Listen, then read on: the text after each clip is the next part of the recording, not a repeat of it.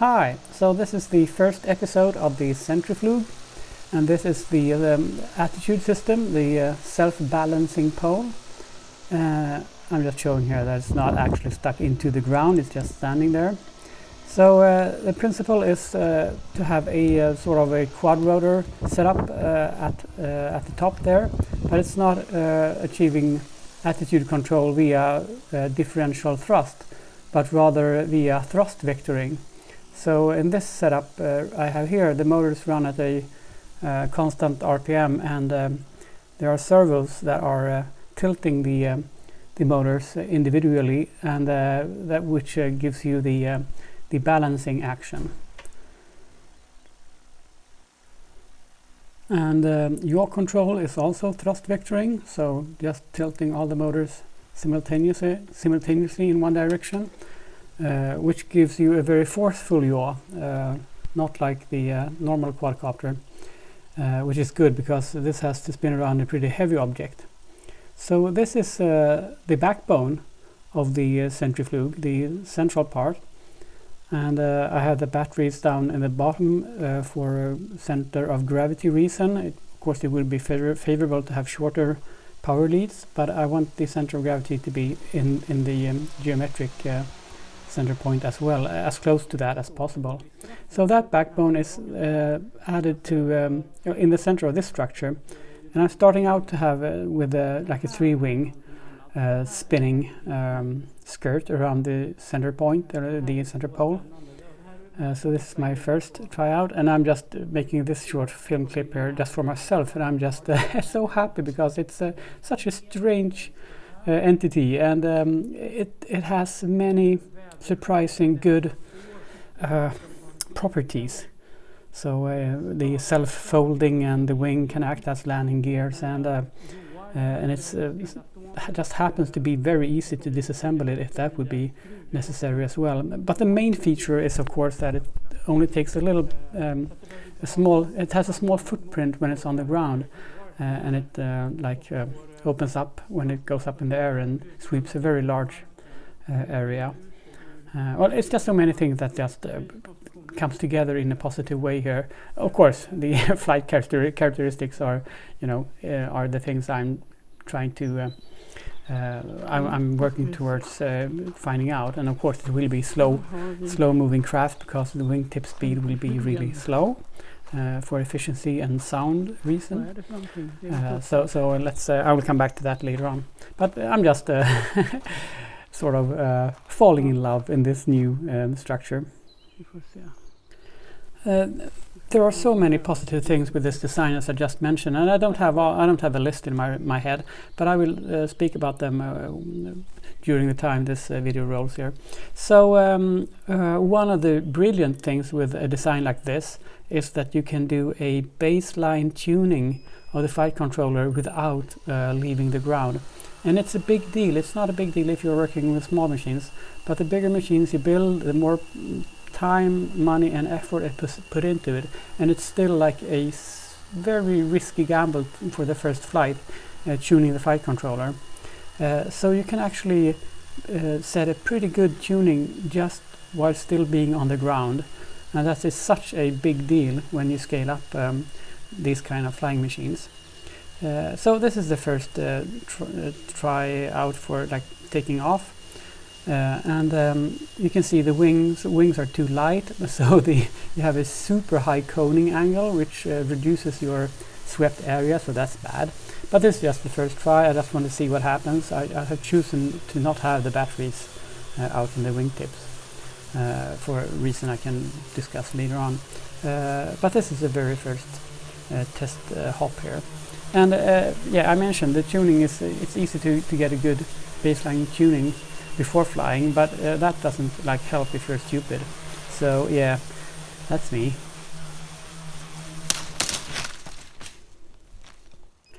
Okay, so yeah, I shouldn't have taken off because it was underpowered, and I had to use the attitude control system's power level to take off, which meant that I'd by reflex turn it off to land.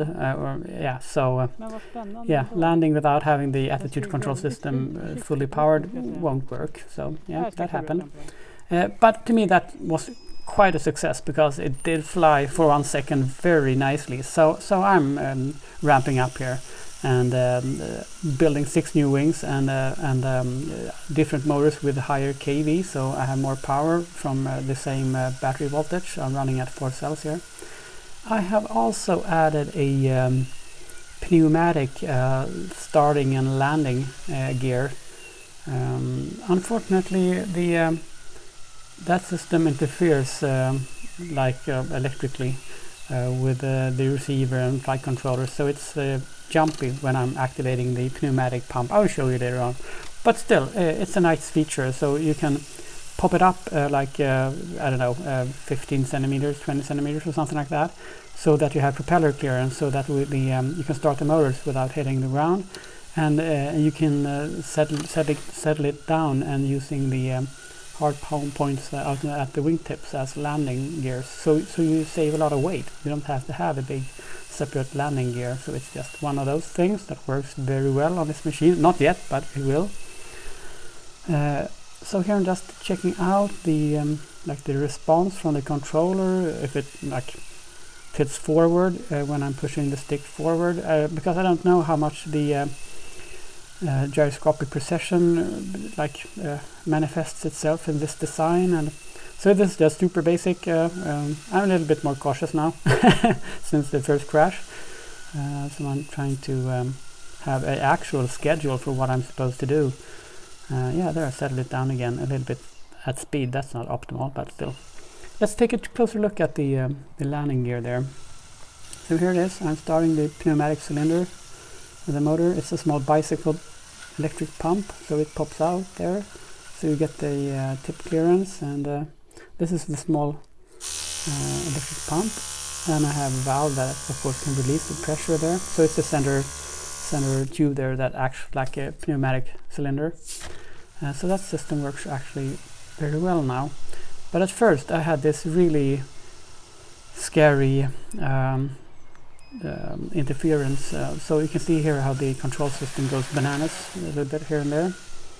And that's just totally unsafe. And so I'm chasing this problem down, trying to the simple solution was to add capacitance to the input to the receiver.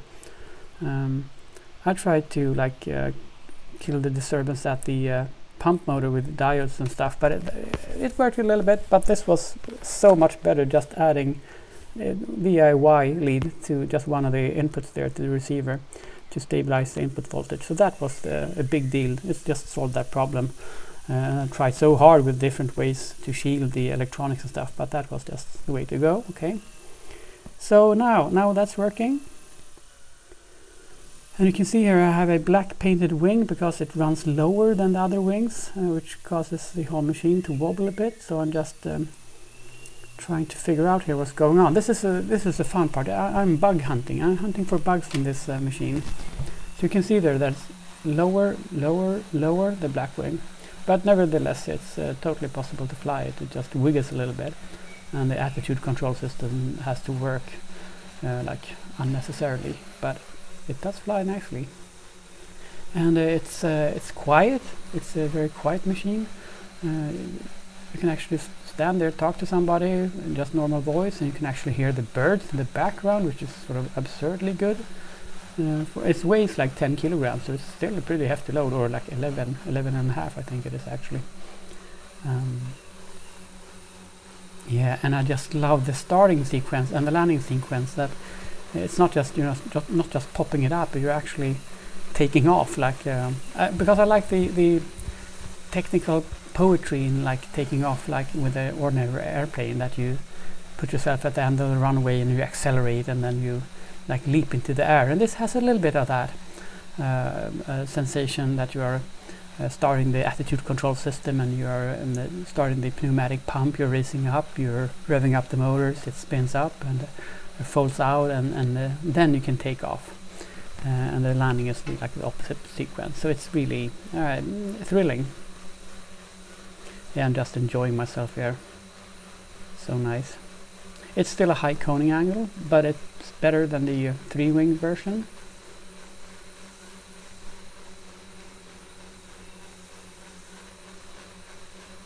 Yeah, this is like the best part when you're just exploring and again bug hunting. So I'm trying to find out if the Blackwing's motors running differently, or I tried to calibrate the speed controllers and doing a lot of other stuff, but I'm still here in the searching for the solution. And then I did build the wings using the same jigs, so they're supposed to be like the same angle of attack and they're at root and at the wingtip, and it seems to be correct. So I'm not sure here yet, but still I'm just enjoying to explore the flight characteristics here. So it's just great fun anyway. And it is slow for sure, because if I go fast forward, the front pointing wings really flap up, but it has these flapping hinges, so it's not a big deal. It's just sort of self-limiting. But I'm still just in the early test phase. It might have like fatal flaws in its characteristics, so it's all there to be explored. But still, for now, it looks like promising.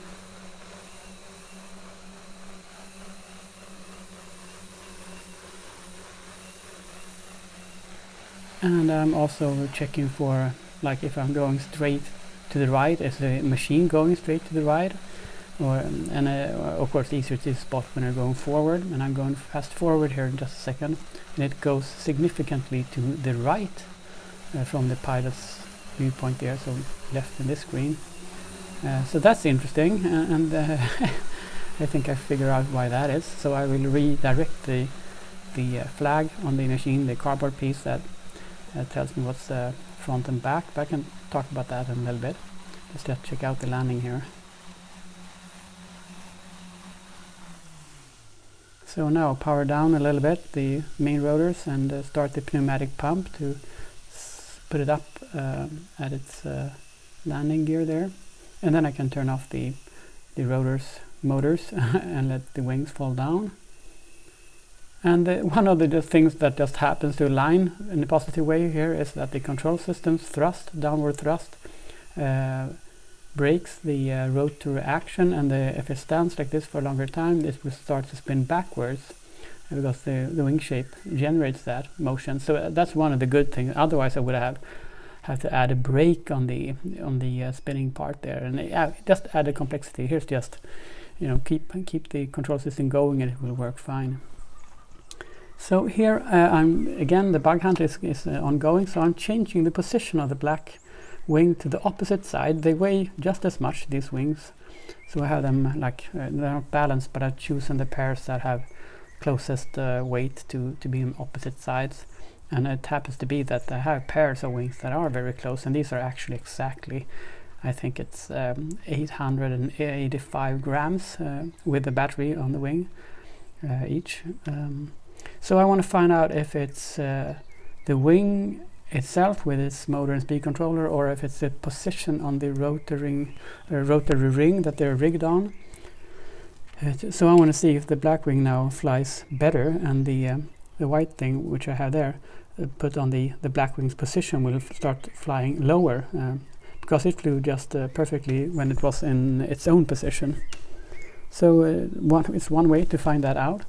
I did measure the speed of the motors, and the Blackwing's motor actually did spin a couple of 100 RPMs higher than the other motors, but I did manage to fix that. But here you can see that the Blackwing flies fine, and the opposite side wing, the white one there, is now lower. So check at the right there, the Blackwing passing, and now there comes the other white wing going lower. So it's something with the mounting tube there that's probably off. And they're low again, and the black wing coming to the right there, pretty good height. And then again, here comes the other white wing low.